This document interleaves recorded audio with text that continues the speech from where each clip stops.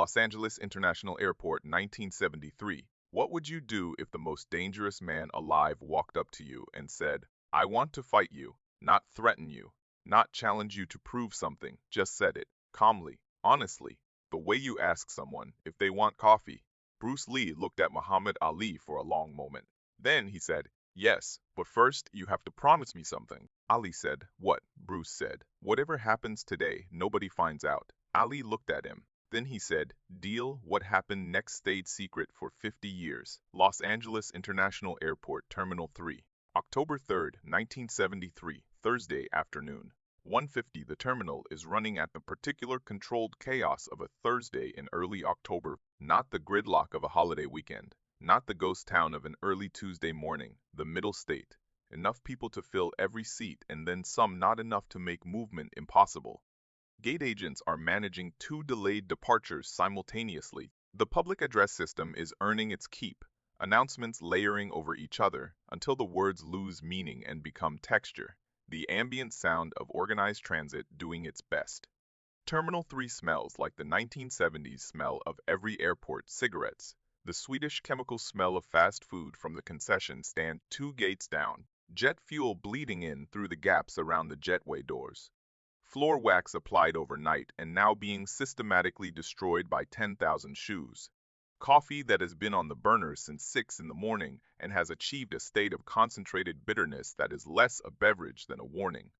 Gate 27, Pan American Airways flight to Hong Kong, boarding in 55 minutes.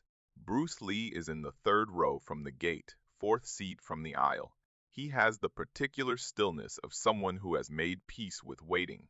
Not restless stillness, not forced patience, genuine quietude. He is 32 years old, 5 feet 7 inches tall, 135 pounds, dark trousers, black turtleneck leather jacket folded on the seat to his left, reading glasses on.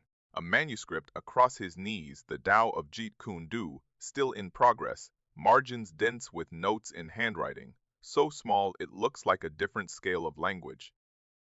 He has been awake since 4 in the morning. He ran 5 miles before the sun came up, worked the heavy bag for 40 minutes, drilled sensitivity work with Danilo Santo, until his forearms ached with the accumulated information of 1,000 contact exchanges. His right hand carries the light swelling of serious work across the knuckles. His lower back is talking to him in the way lower backs talk to men in their 30s who ask too much of them. His mind is quiet, present, occupied with the words on the page but not sealed from the room around him. 15 years of training means his awareness never fully closes. He knows the gate area the way a musician knows a room before playing it, not by analyzing it, but by inhabiting it, feeling its dimensions and its population and its energy as continuous background information. He is not expecting anything. Then the gate area changes, not loudly, not dramatically. It changes the way a room changes when a window opens. A shift in pressure, a new quality of air, attention reorganizing itself without anyone deciding to reorganize it. Muhammad Ali walks in. He is 31 years old, 6 feet 3 inches tall, 210 pounds. He is wearing a charcoal gray suit, no tie, collar open, looking like a man who got dressed for something formal and then decided formality was optional. He moves through the gate area with the unhurried authority of someone who has been the largest presence in every room he has entered for the past 13 years and no longer thinks about it.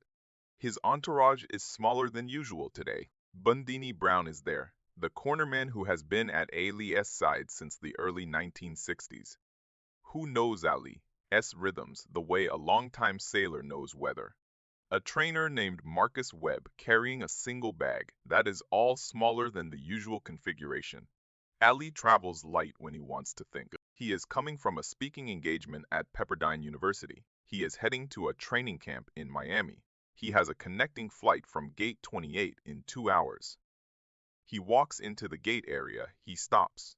His eyes find Bruce Lee the way eyes find something they have been unconsciously looking for without knowing they were looking. A recognition, a calibration. He has seen the face before, on television, in magazine profiles, in the martial arts circles that have been buzzing for 2 years about this man from Hong Kong who moves in ways that people struggle to describe accurately. Ali has heard about the speed. He stands still for a moment, which is not something Ali does often in public.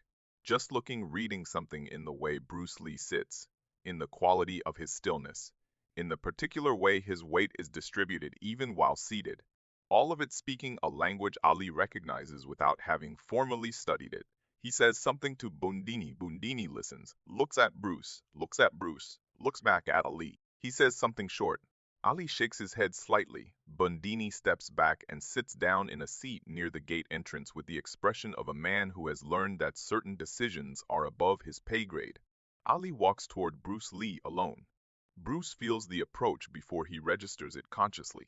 The gate area setting has shifted. Something significant is moving through it. He looks up from his manuscript. He sees Muhammad Ali standing 4 feet away. He takes off his reading glasses, sets them on the manuscript. His face is neutral and present in the way a clear pool of water is neutral and present. Not empty, simply undisturbed. Ali says, "You are Bruce Lee." Bruce says, "And you are Muhammad Ali." Ali says, "I've heard things about you." Bruce says, "I've heard things about you too." Ali looks at him for a moment. Then he does something unexpected. He sits down, not one chair over, not at a careful social distance. He sits in the chair directly beside Bruce, the chair where Bruce's leather jacket was, and he holds the jacket in his lap for a moment before placing it carefully on Bruce's other side. He sits back. He says, "I want to fight you." The gate area does not go quiet because nobody close enough to hear this exchange has yet registered what was just said. It is said simply, in the same tone you might say, "I want to ask you something," or "I want to show you something." It is not a threat, it is not a boast. It is a statement of honest desire from a man who has spent his entire adult life seeking opponents worthy of his full attention. Bruce looks at him. He says, "Why?" Ali says, "Because I have fought every heavyweight worth fighting, and I have never once stood across from someone who made me feel what you would make me feel." Bruce says, "You don't know what I would make you feel." Ali says, "I know speed, I know timing, I know what it looks like when a body understands something most bodies don't understand. I've been watching you for 30 seconds, and I already know you are different." Bruce is quiet for a moment. Then he says, "You understand what would happen." Ali says, "Tell me." Bruce says, "You weigh 210 pounds. I weigh 135. If you land anything with real commitment, the fight ends. You are too strong and there is too much of you," Ali says. "And if I don't land," Bruce says, "then I spend every second making sure you don't." Ali says, "How long can you do that?" Bruce says, "Long enough that the question stops being whether I can escape you and starts being whether you can catch me before you run out of what you came in with." Ali looks at him. A long, steady look. The look of a man who is hearing something true. He says, "That is exactly how I would fight you." Bruce says, "I know." Ali says, "So we would spend the whole time trying to give each other nothing." Bruce says, "Yes." Ali says, "That sounds like a waste of a fight." Bruce says, "Or the purest fight that exists. Two people with nothing to prove and everything to learn." Ali is quiet. He is turning something over. His hands are on his knees and he is looking at the gate ahead of them, at the jetway door, at the flight information board, not seeing any of it. Processing. He says, "There is nowhere to do this." "Not here," Bruce says. Number Ali says, "And I am not going to fight Bruce Lee in a parking structure." Bruce says, Number Ali says, "But there is a maintenance corridor, past the men's room, past the service door. I walked by it coming in. It is empty, wide enough. The floor is concrete." Bruce looks at him. Ali says, 20 minutes. No one gets hurt. We stop. When one of us says stop, and whatever happens, you don't talk about it, ever, and neither do I. A long silence. Bruce says, "Why?" Ali says, "Because whatever happens, the story gets bigger than the truth. You beat me. The world says Bruce Lee beat Muhammad Ali. I outbox you. The world says Ali knocked out Bruce Lee. Neither of those stories is what this is. This is two people finding out something that can be found out any other way." Bruce looks at him for a long time. He says, "If we do this, I have one condition." Ali says, "Name it." Bruce says, "You fight me the way you actually fight. Not a demonstration, not half speed. If you hold back, I will know, and we will stop." Ali says, "Same condition back to you." Bruce says, "Agreed." Ali stands. Bruce stands. Ali glances at Bundini across the gate area. He holds up two fingers. Bundini looks at the ceiling with the expression of a man asking a higher power for guidance. Then he stands and walks toward the terminal corridor to keep watch. They walk together, not close together. Parallel. Two men heading somewhere with purpose and no audience. The maintenance corridor is past the men's room, through a gray door marked authorized personnel, only that is in the way of 1973 airport security, unlocked. The corridor is wide and fluorescent, lit and smells like cleaning chemicals and circulated air. Metal shelving units along one wall holding paper towels and industrial supplies. The floor is bare concrete, slightly gritty. The ceiling is 10 feet overhead. The space is approximately 30 feet long and 12 feet wide. Sufficient. Ali takes off his jacket, drapes it over a shelving unit. He rolls up his sleeves. He is wearing a white dress shirt underneath, and the shirt pulls tight across his shoulders and arms when he moves. A reminder of what 210 pounds of highly trained muscle looks like in a cotton shirt. Bruce removes his leather jacket, sets it beside Ali. He is wearing his black turtleneck and dark trousers, and he looks standing next to Ali, like a different species of creature entirely. Not smaller in a way that suggests less. Smaller in the way a blade is smaller than a sledgehammer. Built for a different kind of work, optimized for a different kind of impact. They stand at opposite ends of the corridor. Ali moves into his stance. Left foot forward, right foot back, weight distributed with the precision of 13 years of professional competition. His hands come up in the guard that has been studied and replicated and attempted by every trainer and fighter who has watched his fights. His chin drops slightly. His eyes settle on Bruce with the calm, total focus of a man who is never more completely himself than in this moment. Bruce does not take a stance. He stands naturally, weight balanced. Hands at his sides, breathing steady. Ali says, "You are going to fight me with your hands down." Bruce says, "I am going to fight you with everything available." Ali says, "That is going to get you hit." Bruce says, "Try." Ali moves. The jab comes first, as it always comes first, as it has always come first for 13 years. The jab that researchers have clocked at the speed that made their instruments question their calibration. It covers the distance between Ali's left fist and the space where Bruce's face is in less time than a blink. Bruce is not in that space. He is 4 inches to the left. He has not moved his feet. His upper body has made a movement so small it barely registered as movement. A redistribution of weight and angle so precise and so minimal that it looks less like dodging and more like the jab simply missed on its own. Ali resets, reads, tries again. Bruce is not there. A third time, faster a variation. The jab is faint, the right hand following behind it with the weight of 210 pounds of rotation behind it, the combination that has ended careers. Bruce moves back this time. One step.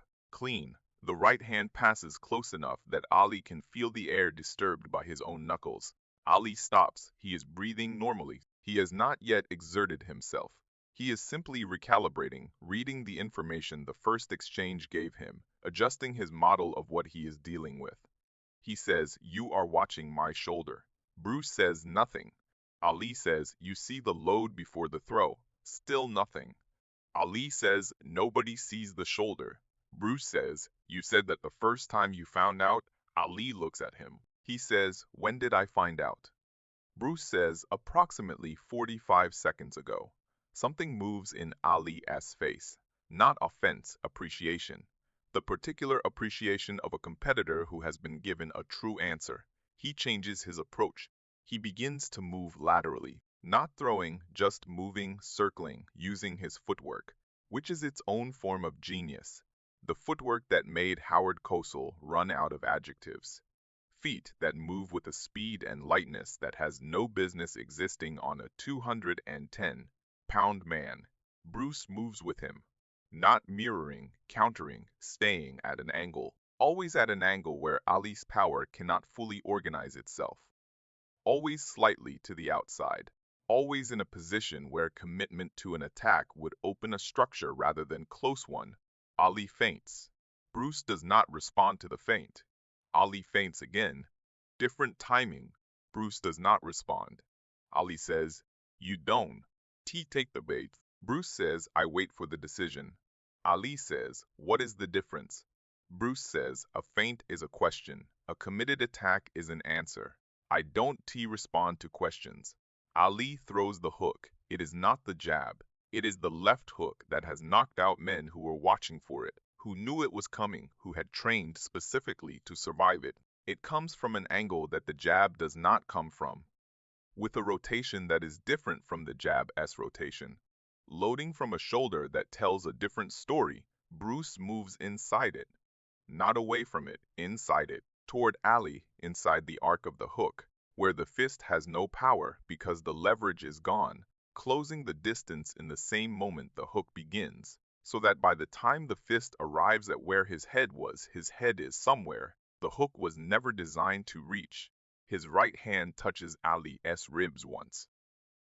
A tap, the softest possible contact. Both men stop. They are very close inside the distance where boxing works, inside the distance where judo works, inside a distance that belongs to a different vocabulary entirely. Ali is looking down at Bruce. Bruce is looking up at Ali. Neither of them is breathing hard. Ali says, "What was that?" Bruce says that was where the fight would have ended.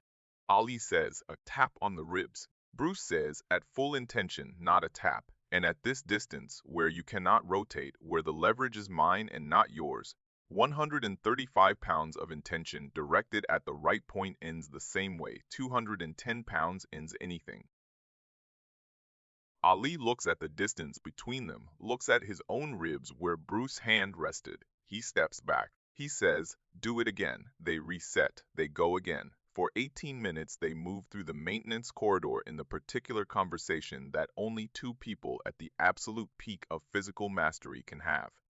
Not a fight in the way fights are normally constituted. Not a sparring session in the way sparring sessions are normally constituted. Something else. Something that does not have a common name because it does not commonly occur.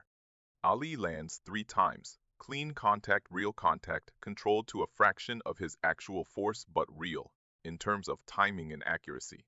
Each time he lands, he pauses, marks it, reads what it means. Bruce lands 11 times, always at the moment of Ali's commitment, always inside the attack rather than outside it. Always at angles that exist in the spaces between boxing's geometry. Each time he lands, he pauses, marks it, reads what it means. Neither man goes down. Neither man is hurt. Both men are learning at a rate that neither of them has experienced in years. At the 18-minute mark, Ali says, "Stop." They stand in the fluorescent light of the maintenance corridor, both breathing harder than when they started, both carrying the information of the last 18 minutes in their bodies. Ali says, "I could catch you." Bruce says, "You landed 3 times." Ali says, "With a quarter of what I had." Bruce says, "Yes." Ali says, "If I had used what I actually have." Bruce says, "You would have used more of what you had, and I would have had more information about what you were doing with more of it." Ali thinks about this. He says, "That is not an answer." Bruce says, "It is the only honest answer. I do not know what happens at full force from you. I have never been there. But I know that the closer you are to your limit, the more you commit, and the more you commit, the more I can read." Ali says, "So going harder makes you harder to hit." Bruce says, "Going harder makes you easier to see." Ali is quiet for a long time, long enough that the sound of the terminal outside the corridor becomes audible again. The announcements, the luggage, the accumulated noise of 10,000 people moving through a building. Ali says, "I have not learned something new about fighting in 4 years." Bruce says, "What did you learn today?" Ali says that there is a distance between my fist and a man's face where I have no power, and someone who knows where that distance is can live in it. Bruce says, "What else?" Ali says that being bigger is not always being more. Bruce nods. He picks up his leather jacket, puts it on. He checks the time. He has 20 minutes before his gate opens for general boarding. Ali picks up his suit jacket. He puts it on. He straightens his collar. He runs one hand over his face. He says, "Nobody finds out." Bruce says, "Nobody finds out." Ali says, "Not Bundini, not your people, not a reporter, not in a book. Bruce says, agreed. Ali says, why does it matter to you? Bruce says, because the story would become about winning and losing. And that is not what this was. Ali says, what was it? Bruce thinks for a moment. He says, two people telling each other the truth with their bodies. You cannot do that in public. In public, truth becomes performance. Ali looks at him. He says, I am going to think about that for a long time. Bruce says, so am I. They walk back through the gray door back into the terminal, back into the noise and the cigarette smoke and the public address monotone. They walk back to gate 27. Ali extends his hand. Bruce takes it. Ali says, if anyone asks, we had a conversation about martial arts. Bruce says, that is exactly what we had. Ali almost smiles. He picks up his bag. He walks toward gate 28. He does not look back. Bruce sits down in his orange plastic chair. He puts his reading glasses on. He opens his manuscript. The pen moves in the margins. Bundini walks past on his way to gate 28. He stops beside Bruce S. Rowe without turning to look at him. He says quietly to the air in front of him, he doesn't do that with just anyone. Bruce says, I know. Bundini says, whatever happened in there, it stayed in there. Bruce says completely. Bundini nods once. He walks on. The boarding announcement comes. Pan American Airways Flight 742 to Hong Kong.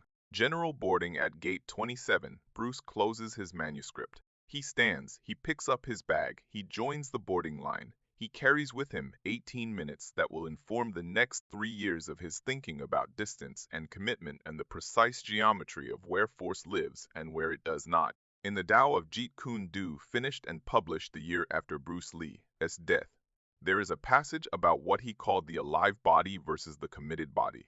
The alive body retains options. The committed body surrenders them. The passage was not in the early drafts. It appeared in the final revision, added in the last months before the manuscript was complete. Nobody knows where it came from. Nobody except a man who read it years later in a gym in Miami, standing over a heavy bag, and said nothing for a long time, and then hit the bag with a combination nobody had seen him throw before. A step inside, a tap to the ribs, over and over until it was part of him. Over and over until it belonged to the body that learned it in a maintenance corridor at Los Angeles International Airport on a Thursday afternoon in October of 1973. Over and over. Nobody knowing what it was or where it came from. Only two people ever knowing. And both of them, for the rest of their lives, keeping their word.